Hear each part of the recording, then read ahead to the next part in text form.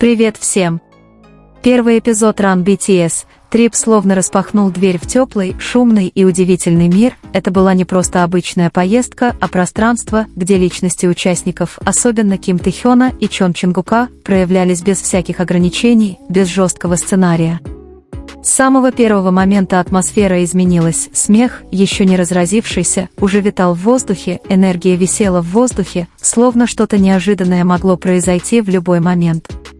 Даже такое простое действие, как распределение комнат, превратилось в небольшую сцену, демонстрирующую динамику их отношений, динамику, которая казалась слишком реальной, чтобы быть просто развлечением. То, что изначально казалось случайным моментом, постепенно превратилось в прекрасный хаос, не шумный, бесцельный хаос, а живой хаос, когда каждый участник реагировал в соответствии со своими инстинктами. Никто не пытался быть смешным, и в этом-то и заключается магия. Смех возникал не от провокации, а от искренности самого момента. Каждый взгляд, каждый маленький шаг, каждая спонтанная реакция складывались в поток, который ощущался как история, написанная естественным образом временем. Затем наступил момент, который, казалось, разделил эпизод на «до» и «после», когда Чонгук, с почти невероятной реакцией, выбрал неожиданный способ побега. Вместо того, чтобы бежать, как обычно, он присел и начал ползти по полу. Решение казалось таким спонтанным, таким необдуманным, таким непредсказуемым. Вот тут-то и взорвался юмор, потому что контраст был настолько разительным. Фигура, известная своей силой, уверенностью и контролем, внезапно превратилась в того, кто выбрал самый невинный способ побега. Никакой стратегии, никакого расчета, только инстинкт.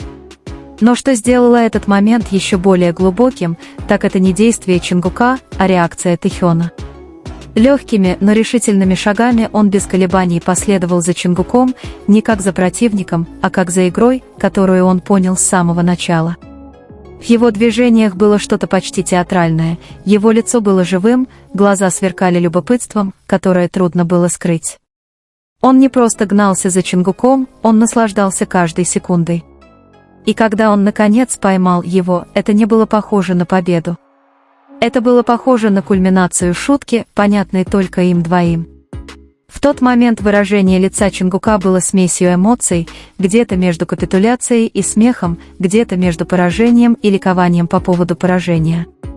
Не было ни разочарования, ни отчуждения. Было только утешение, утешение настолько глубокое, что даже то, что его поймали, казалось частью веселой игры. В этот момент стало ясно, что дело не в том, кто победил или проиграл. Дело в том, как они наслаждались процессом, в том, как такой маленький момент мог превратиться в нечто настолько запоминающееся. Когда позже Тэхён вошел в комнату Чонгука, атмосфера стала спокойнее, но все еще сохраняла свое очарование. Он огляделся вокруг каким-то особенным образом, как любопытный гость, но также как человек, который казался достаточно знакомым, чтобы войти без официального разрешения. Его взгляд был не просто наблюдательным, за этим стояла история, любопытство, смешанное с едва уловимой игривостью. Он не спешил, не торопился, он наслаждался пространством, так же, как и предыдущим взаимодействием. Интересно, что Чонгук больше не пытался убежать. Его энергия изменилась. Он откинулся назад, позволяя Тэхёну исследовать окружающее, реагируя непринужденно, как будто все происходило естественно. И в этом заключалось нечто большее, чем просто шутка. Нет жестко охраняемых границ, нет защищаемого личного пространства. Есть только доверие, которое делает даже самые незначительные взаимодействия безопасными. Чон Хасок, с другой стороны, обладает другой энергией, более спокойной, сдержанной, но это обеспечивает важный баланс. Он не пытается оказаться в центре момента, не пытается перетянуть внимание на себя. Вместо этого он предпочитает наблюдать, ждать и понимать ритм происходящего. Даже когда появляется возможность сесть рядом с Чонгуком, он предпочитает отступить, освобождая место для Тэхёна.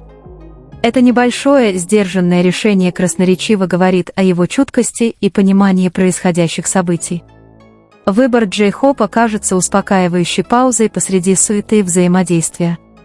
Ему не нужно много двигаться, чтобы чувствовать себя присутствующим. Вместо этого, в своем молчании он дает пространство для полноценного развития других моментов. И именно это создает ощущение баланса во всей сцене, не слишком многолюдно, не слишком пусто. Каждый участник играет свою роль, будь то действием или своим тихим присутствием. По мере развития эпизода с распределением комнат становится все яснее, что суть не в самих комнатах. Дело не в том, кто где будет спать, и не в окончательном решении. В центре внимания путь, ведущий к этому решению, серия небольших взаимодействий, которые складываются в нечто гораздо большее. Юмор никогда не кажется натянутым. Он рождается из честности, спонтанности, давних отношений. Отношения между Тэхёном и Чингуком – один из центров притяжения эпизода. Их энергии сталкиваются и сливаются таким образом, который трудно объяснить, но легко почувствовать. Выразительная, любознательная натура Тэхёна встречается со спонтанной, игривой натурой Чингука. Им не нужно стараться быть интересными, они интересны просто тем, что они есть. И, возможно, в этом и заключается главная сила Run BTS, Trip, в его способности улавливать часто упускаемые из виду мелочи и превращать их в нечто значимое. Здесь нет сложных заданий, нет ограничительных правил. В своей простоте каждый момент становится все более искренним. Смех предназначен не только для них, но и для всех, кто наблюдает. Возникает ощущение интимности, которое трудно описать, словно зрители не просто смотрят, а тоже участвуют в происходящем. Но история на этом не заканчивается. Вместо этого, по мере того, как смех постепенно стихает, атмосфера становится спокойнее, словно каждый из участников начинает понимать, что этот небольшой момент несет в себе более глубокий эмоциональный след, чем кажется на первый взгляд. Камера, кажется, фиксирует ранее скрытые детали, короткий взгляд Ким Тэхёна на Чон Чингука или реакцию Чингука с нечитаемым выражением лица, полуулыбкой, полузадумчивостью, словно происходит негласный разговор, который никогда не произносится вслух, но все же понятен. Прежние шумные шаги теперь замедляются, создавая новый, более интимный ритм. Тэхён больше не преследует Чингука, но его присутствие остается сильным, словно тень, которая не хочет уходить. Чингук тоже больше не пытается убежать, вместо этого он, кажется, чувствует себя комфортно, оставаясь на той же дистанции, как будто игра была не побегом, а скорее еще одним способом сблизиться, не признавая этого напрямую. По мере того, как другие участники погружаются в свои дела, расстояние между Тэхёном и Чингуком становится все более очевидным. Дело было не в том, что они делали что-то эффектное, а в том, что в центре внимания была сама тишина. Не было долгих диалогов, никаких чрезмерных действий, и именно в тишине возникало впечатление, что их отношения говорят громче любых слов. Тем временем Чон Хасок оставался внимательным наблюдателем, изредка слегка улыбаясь, словно понимая что-то, что не нужно никому объяснять. Его присутствие было подобно эмоциональному балансу, поддерживая теплую атмосферу, не меняя при этом развивающийся сюжет. Он не был навязчивым, но и не отстранялся полностью, он был рядом, достаточно близко, чтобы видеть, и достаточно далеко, чтобы не вмешиваться. Простые движения, такие как сидение, вставание или смена позы, теперь казались осмысленными. Тэхён, который время от времени подходил без видимой причины, и Чингук, который не отвергал его присутствие, создали тонкую, но устойчивую модель взаимодействия. Словно невидимая линия соединяла их, линия, которую нельзя было увидеть, но которую мог почувствовать любой, кто достаточно внимательно наблюдал. В другом углу комнаты вернулся смех остальных участников, но он больше не доминировал в атмосфере. Вместо того, чтобы быть центром внимания, он теперь служил фоном, усиливающим более тихие моменты. Фокус постепенно сместился, не потому что это было целенаправленно, а потому что энергия между Тэхёном и Чингуком естественным образом привлекала внимание. Краткий взгляд между ними показался дольше, чем должен был быть, словно время замедлилось, чтобы освободить место для этого момента.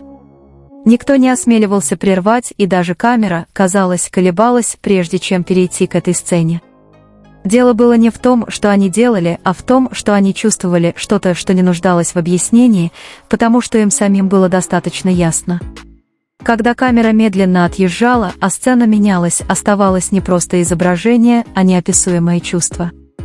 Это было похоже на чтение главы незаконченной истории, оставляющей после себя чувство удивления, которое сохранялось даже после того, как страница была закрыта.